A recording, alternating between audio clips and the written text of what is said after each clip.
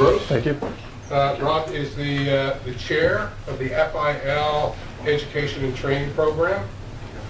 Brings huge amount of lacrosse experience to the table. He's officiated 4 FIL World Championships, 2 LF Championships, European Championships. He's officiated at the NCAA, Major League Lacrosse, National Lacrosse League, high school lacrosse. Not only has he been an official, 26 years coaching high school football, lacrosse, also coached basketball from Buffalo, New York. Bills fan? By birthright, it's in my DNA. We love the Bills. We love the Bills. At this time, Rob's going to talk mostly about the officiating in lacrosse. So welcome, thank you for your time, and I'll turn the floor over to you, Rob. Thank you, Stan, for the introduction. I'm the guy that usually 2 other people in the stadium like. It's my 2 officiating partners. 3 if my wife's there. I'd like to thank Bob DeMarco and the development committee for asking me to be here today.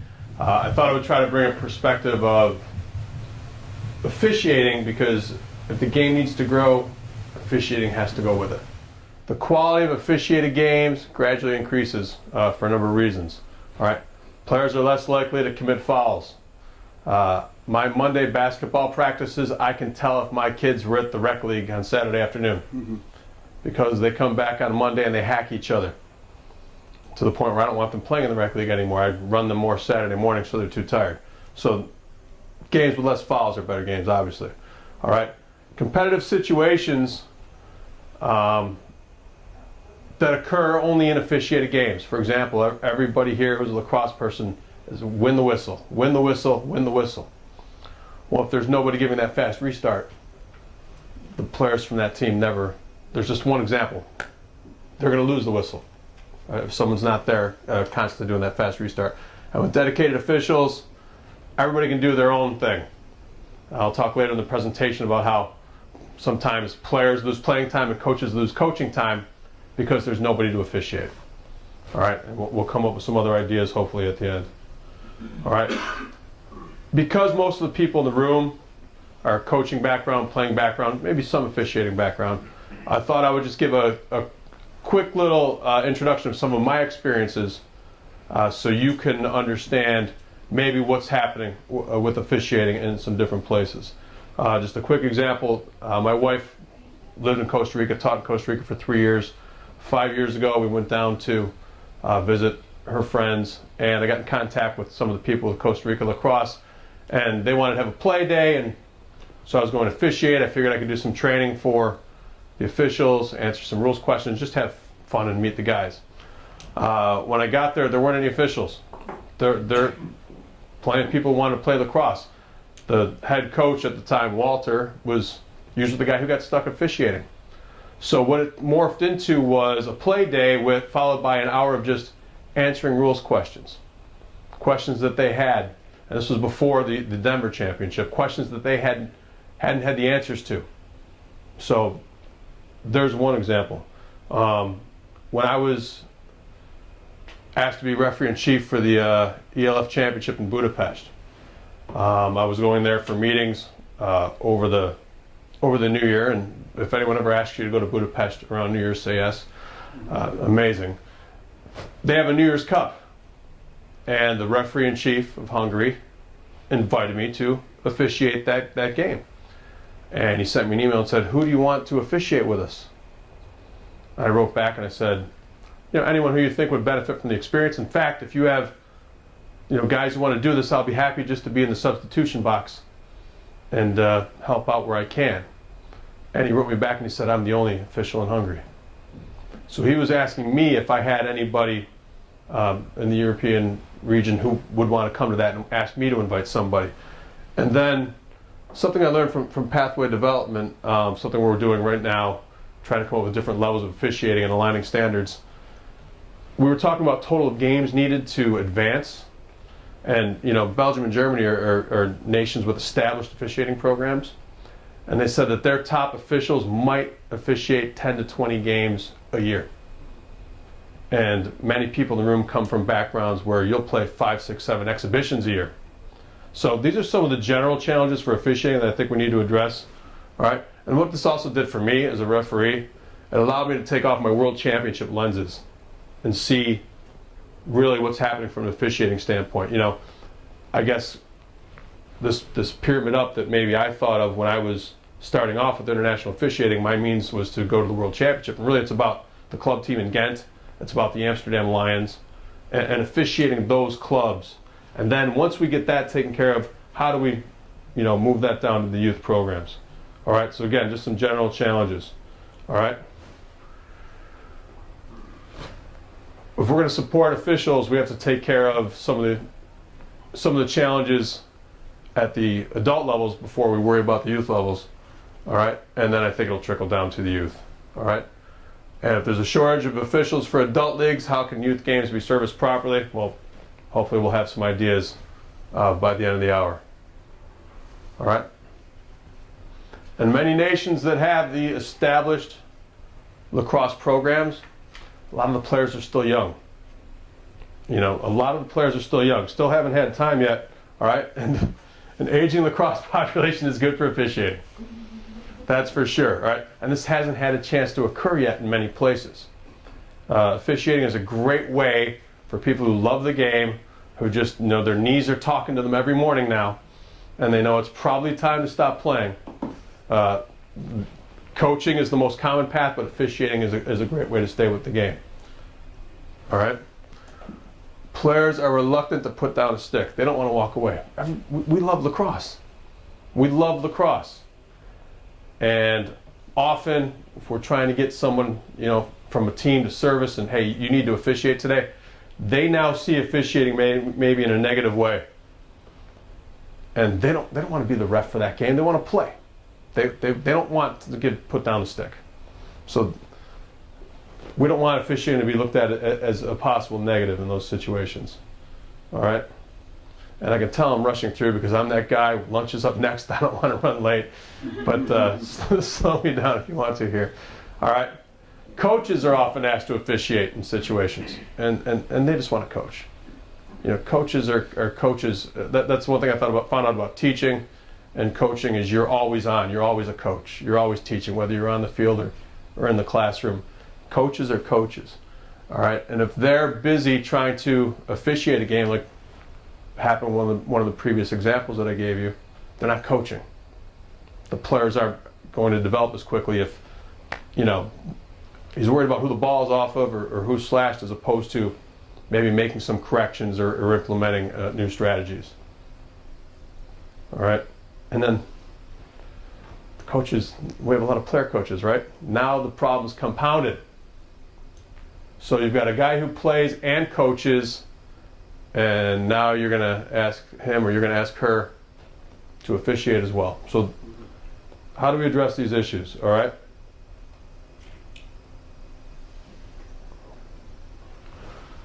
There are different categories of officials development independent of team or player development.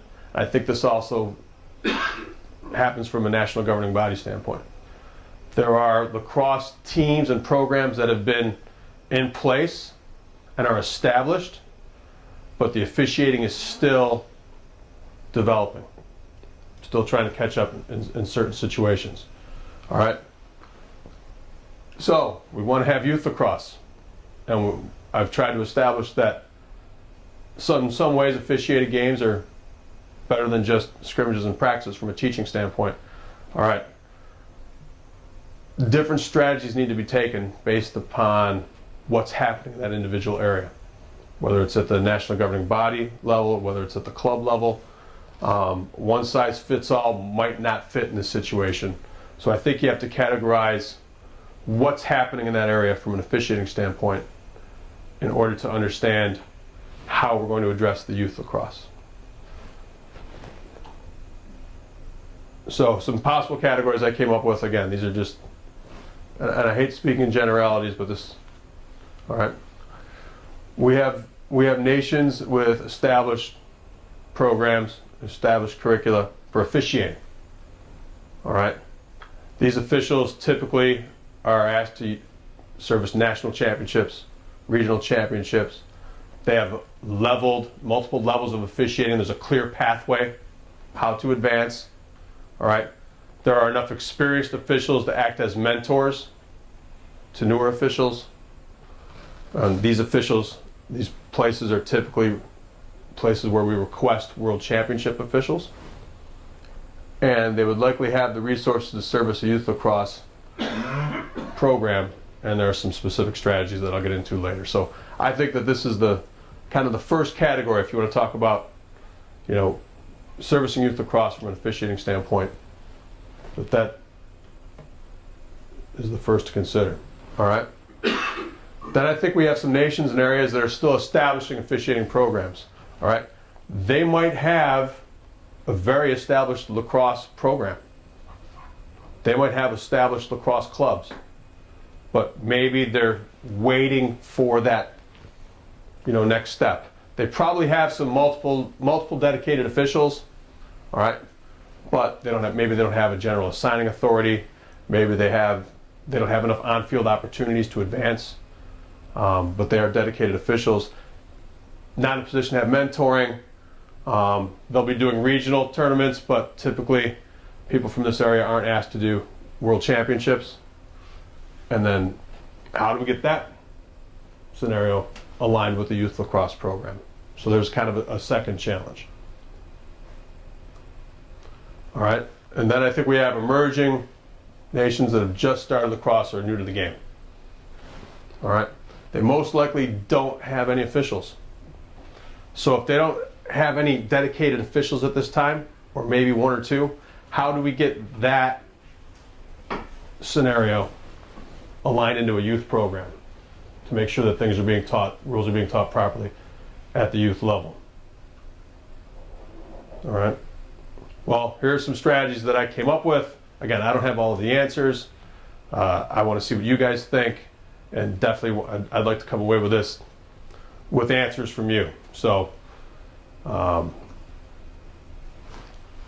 these are for the developed officiating. When I say developed officiating, this is, again, I hate general terms. I like to try to avoid them if I can. Again, established curricula, established pathways. All right. A great way to train new officials is during youth competition. If we make sure that we have an experienced official with that newer official on a youth game, all right, they're kind of there to make sure that nothing goes wrong. I know when I started out officiating, my mentor, he's so good. I mean, he's one of the best officials on the planet. I could leave a chalk outline on the field, he'd get me out of it. He was that good. He was that smooth. I knew I had the confidence to know that I could screw up and everything was going to be okay. So I think it's important to have that mentor official. The slower game will allow for better learning. We all know that a U10 game isn't as fast as an under 19 game. Modified rules are easier to learn. Most likely at the youth levels, we're modifying rules like you saw at the 3v3 presentation. All right. Allows for a better chance for positive outcomes. Right now, one of the things that I think I can say that we're struggling with in the United States across all sports is retention of officials.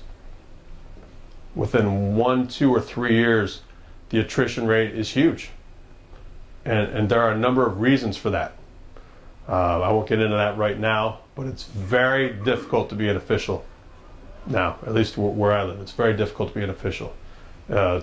I don't like saying it's a thankless job because it's the greatest thing one of the greatest things that ever happened in my life was becoming an official. But it's very difficult to convince somebody that there is that pot of gold at the end of the rainbow. Stick it out, trust me, you're going to be fine. We have a better chance of positive outcomes at the youth levels where hopefully the competition and maybe the win at all costs attitude isn't as prevalent. And everybody wins if officials are retained. Everybody wants experienced officials, everybody wants better officials. All right, one-person games are okay. All right, double the games can be serviced, obviously. Second stage of training new officials. We've had this official on a youth game with a senior official, maybe doing under 16, under 14, and now there's an under 10 game, maybe that official's ready now. And not only will the official gain confidence and independence, but this is a great strategy to address places with officiating shortages. Hey, we can do this youth game. We can do under 10 with one person, and we'll be okay. And that might be the second stage for this scenario. I think that this is a big one. Everybody in the room who's coached, you know which players are going to be coaches almost instantly. You can tell within 2-3 months, 2 or 3 years, whatever it takes, that young man or that young woman, they've got it. They're going to be a coach someday, or they should be a coach someday, that they have that capability. Maybe target some of those players who are otherwise on the coaching path to come on over to the dark side. Come be an official. Come be an official. All right? This addresses the concern for the players who don't want to give up playing. Hey, you can still play. I don't want to take your stick away. Go do this under 12 game on Sunday. Play your game on Saturday, go do an under 12 game on Sunday. And then, when they decide their knees have had it, or they're tired of getting whacked, now we've got a better chance of getting them to officiate. And then long term, that obviously helps the need. So I think that's a great way to let players get officiating experience, and maybe that converts them to officials down the line. But that's a great way to service youth lacrosse programs, I believe, is to take current players and they can keep playing and have them do games at the youth level. All right. I think we do the same thing with coaches. We can have a coach who has a club team and they coach this team, but then we say to them, hey, we need you to officiate this under 12 program. And you know what? You can coach during that as well. You can coach during that as well. But if there's someone who's a dedicated official on the field, we've already talked about what I believe those benefits are. It's a great way to get people involved in other aspects of the sport. I mean, everybody I've met in lacrosse does everything they can to help each other, and they spread themselves across multiple fronts. I think that this is another way to do it. I became a better coach when I started officiating. I was an American football coach. I would just talk to the officials about mechanics. And suddenly, they were looking over their shoulder at me, and I became a better coach. You know what else I stopped doing? I stopped yelling. I stopped yelling, for sure. So it's also possible to network with youth coaches they might not, otherwise have not met, and we all know that's also good for the game as well. So I think getting current players and current coaches involved and having them step up and officiate some of the youth games are probably two of the best ideas. And this is one that's been proven right now, and I like to call it kids reffing kids. I know that there are lots of programs in place that have been proven successful. I know that right now ELF is developing this in certain areas. We have a program, my local high school officiating organization, where we just had 14 people train in a youth lacrosse scenario where they're players, they're still playing, they're 16 years old, but we can now send them to an under 8 game with a mentor official. We have players who are current NCAA players who we can train, and then they'll service our summer leagues. All right, but we have a lot of kids playing lacrosse. Let's just grab a few. Let's grab a few of them, and they can service the game. I know that our kids in the United States who need summer jobs, we can sell it to them like this. Like, look, you're going to get $15 for an hour game. You can go cut lawns. You can go dig ditches. You can go wash cars. Come with us. Make this your summer job. All right? Better rules knowledge makes a better player. And the best way to learn the rules is to officiate, because you have no choice. And I think there's a mutual respect of the role of the officials in the game, and I think this helps them act as a leader for their teammates.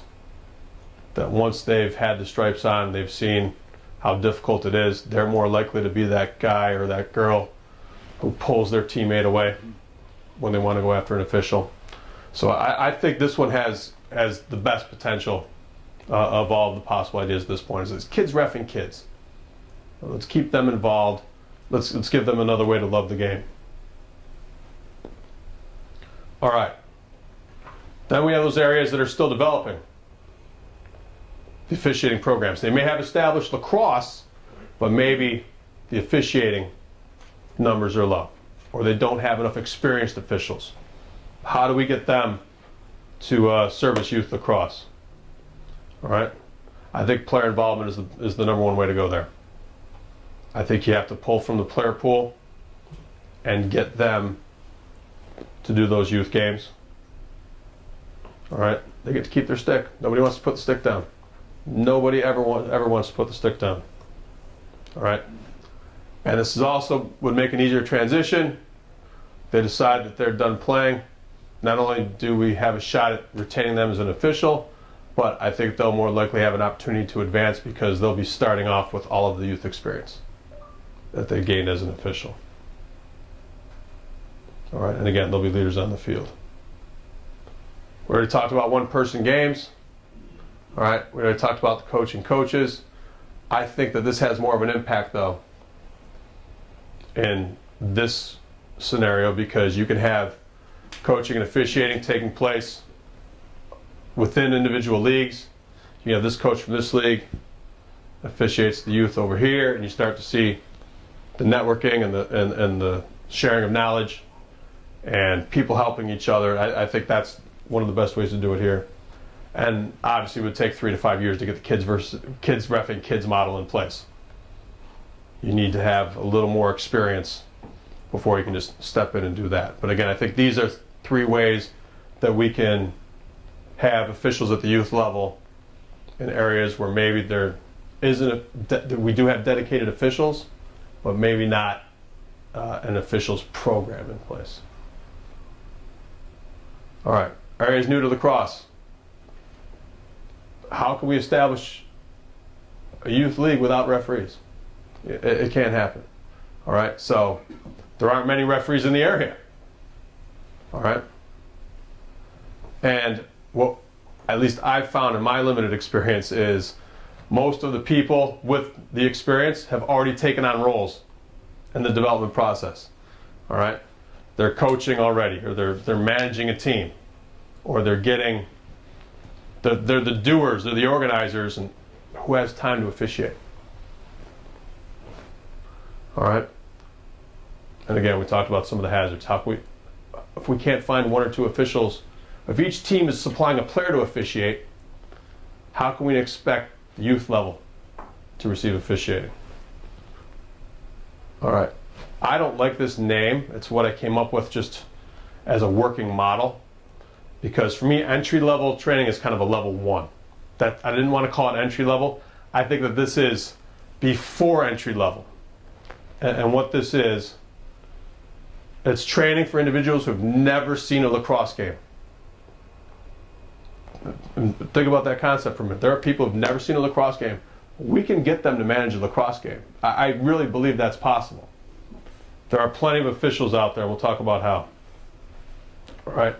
One of my first projects for the Education and Training Committee is I have produced this. I need to call it level A, level something, but I produced this level 0 training manual for officials for men's field. It's a 19-page document. And basics from play of the game. This is how a goal is scored. This is the object of the game. You know, here's what the offense does, here's what the defense does. And so someone who's never seen a game has an idea of the management. And then we can, as this develops further, again, it's still just in draft stage, you know, give them hyperlinks with YouTube videos and, you know, goals being scored and face-offs and things of that nature. All right, and really what it comes down to is after they read this manual, they could manage a game. They could do goals, out of bounds, and even if you didn't have a face-off, they could manage a basic starting lacrosse game. All right, my plan is to produce this manual across all domains. So this would be in place for women's field, indoor, mixed, wheelchair, and youth when applicable. All right. Section 1 is identical for all of the manuals. It has, general introduction about the game and information about the FIL. All right. Section 2 is game specific to that domain. 3 is basic officiating and rules. And it was a great learning tool for me when I put this together to think, at no time do we say what the defense tries to do in the rule book. So you can have somebody grab the FIL rule book for any, and I can say at least for men's field, we don't talk about what the goal is of the defense. Things we take for granted, what a face-off is. And it was real. I would definitely send this to you if anyone's interested. It was great for me as a trainer, as an educator, but it really takes the game and breaks it down on a level that we've all taken for granted, that we've grown up with, that we've always known. And the purpose of that, all right, manage the basics, rules learning. Coaches can use this, players can use this. All right, somebody decides they want to start lacrosse and they don't have officials. How do we get these people then? All right. One more thing I forgot. We could have digital versions hyperlinked to the rule book, mechanics manual. So if somebody does want to advance their learning, they want to go beyond that initial level, they have the opportunity. And again, this gets into more of what kind of my big vision is for education and training, is to have online learning portals and resources available to anybody who wants them. And that's kind of in line with this level 0, this entry level deal. That was my first air bunny of the presentation. I don't like doing that, but that was my first one. All right, what do we find? Soccer, hockey, basketball. All right, if you can believe this or not, people love officiating. Those people, they already know how to manage a game. They know the basics of awarding possession. They know safety issues.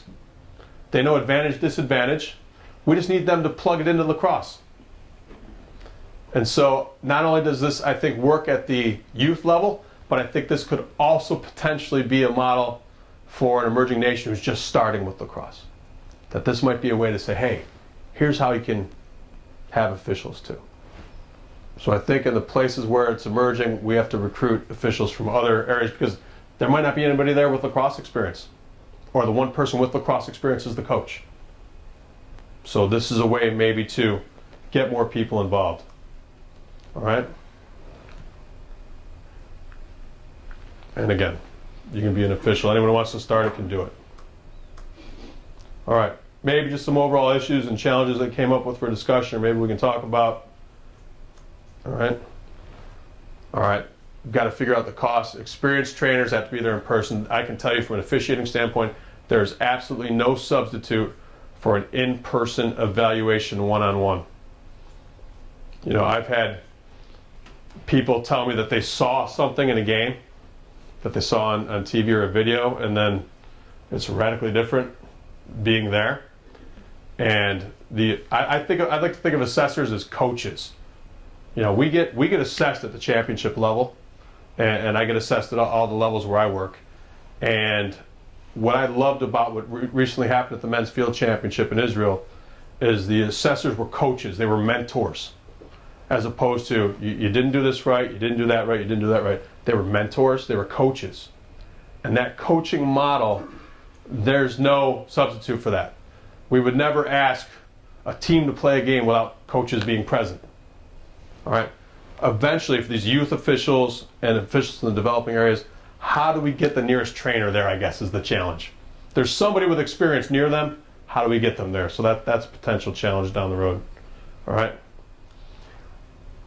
Small amount. I know a lot of officials who lose money on a regular basis, and they're happy to. They're happy to. Same thing with coaches, same thing with players. Nobody's in this for the money. Everybody's here out of passion and love. But if someone's got a 12-euro train ticket, it would be good if they could offset that with 10 euro for the game. You understand what I'm saying? No one's here to make a profit on this situation.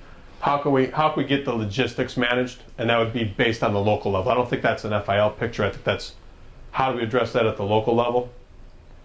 All right. And then aligning training standards. I'm kind of envisioning this as my mission, all right, which would also carry over to youth officials.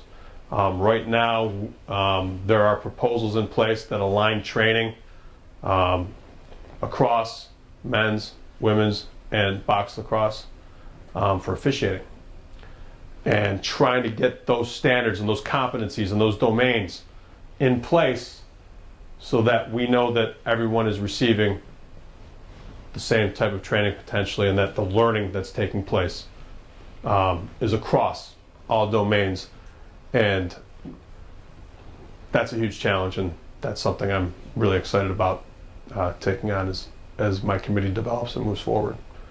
So I know I kind of ran through there some things that very quickly. This was a challenging presentation for me to come up with, because it truly was a blank slate, and just kind of trying to brainstorm ideas and come up with ways to service youth lacrosse, because again, I can't emphasize this enough.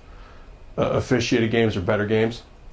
Better games are better players, better lacrosse, more enjoyable experience. I think you'll see that that exponential growth when people are enjoying the game. So, Okay, excellent. thank you. Questions? Rob, great presentation. Thank you very much, Rick Mercurio, FIL Development Chair. I think one of the most challenging and complex questions we have moving forward as far as developing lacrosse globally and the continued growth is the development of the officiating. That's clear to all of us. And what you've said and presented with your presentation is that just like growing lacrosse, the game of lacrosse, coaching-wise and player-wise, each individual country or area has its own unique situation. I think it's important to recognize the manual is great. Will that be available on our website? Is that something we can? Yeah, once I can get it finally approved and make sure the bugs are worked out. Yeah, yes. Resources are very important to us as a development committee, to have resources both in development of players, coaches, and as you say, the officials. As a coach of 30 years in a high school, you're talking about kids, coaching kids. Well, it was something that it was my pet peeve as a high school coach for 30 years. On Sundays, our kids had to go down at least twice during our season to officiate on Sunday mornings, and I thought it was a very rewarding program. The motivating factor there was that the kids got paid. How do you motivate on the very onset of getting officials involved in developing countries? How do you motivate officials, people to become officials, or players, or former players, or coaches to become officials, if there's no pay or compensation involved? And I know that you said give them a Euro pass or something of that nature. I think as a former official also of many years, the motivation for me to get into one of the motivational factors to get into officiating was at the end of my playing career was that I would make money doing this. Do you think that that's one of the motivational factors? Can they do it for free? Is the way to motivate people to get involved with officiating other than monetary? I think we have to hope for the basis, and I guess maybe the root that got us all involved with this game was the love for it and the passion for it and just the need to be a part of it. That has to be the basis, or I don't think that we're going to get that person and get them on board. I think if that's in place, if there's compensation available, that's obviously a bonus, and it's not available in all situations. But I think that basis has to be there, the love of it. I think that the passion has to be there, and just someone who wants to either stay with lacrosse, like you said, or just loves lacrosse, and maybe the skills weren't there, or maybe there was an injury, or maybe they've never played, they just love the game. I think that basis has to be there to truly recruit officials, just people who want to help. People who want to make the game grow, people who want to make the game better. Yeah. And I also think that you say drawing officials from other sports is important, or can be a resource. One of my experiences was when I went to the Copa de America down in Mexico, that the officials were coming out of the American Football League down there. And this was their off season, and they were getting involved with officiating lacrosse. But again, they were being compensated for it, so that was their motivation as well. But that's an excellent thing too, to get officials from other sports. Thank you, Rob. I guess the only other thing for somebody who's been involved provincially with official programs, our biggest problem, and maybe it's a North American problem more than a European problem, I'm not sure, but the retention of referees, especially our young referees, we get 100 new referees a year and we lose 50 of them. And almost all of that is to do with abuse, getting yelled at by coaches, by players. And I think we have a huge opportunity that I reach out to to Bob, the development committee, the Phil Education Committee, as we start with all of these young countries, is to one of the things we should be teaching besides the rules is to start a culture of respect for the officials.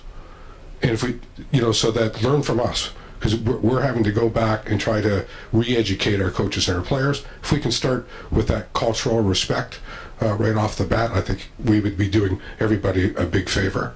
And I know at home, our referees program, they got a saying, it's our officials are the third team on the floor. So we have two teams playing, but we have a third team, that's our officials. And we should be starting off with respect. And if we do that, we don't have to worry about keeping referees, because we'll keep them and we can grow that way. So at this point, Rob, just like to thank you very much. Great presentation. Thank you very much. Thank you for your time. Thank you. Not only for today, but all the stuff you do for lacrosse ongoing. Thank you very much. Thank you.